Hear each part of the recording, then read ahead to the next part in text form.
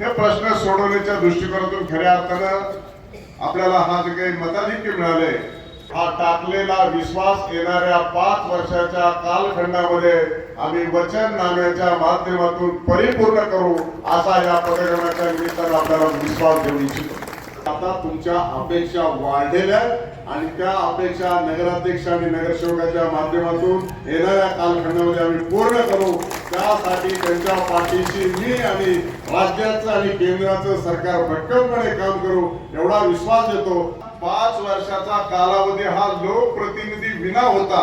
या 5 वर्षामध्ये गेल्या 5 वर्षातला अनुशेष देखील आपल्याला भरून काढायचा आहे.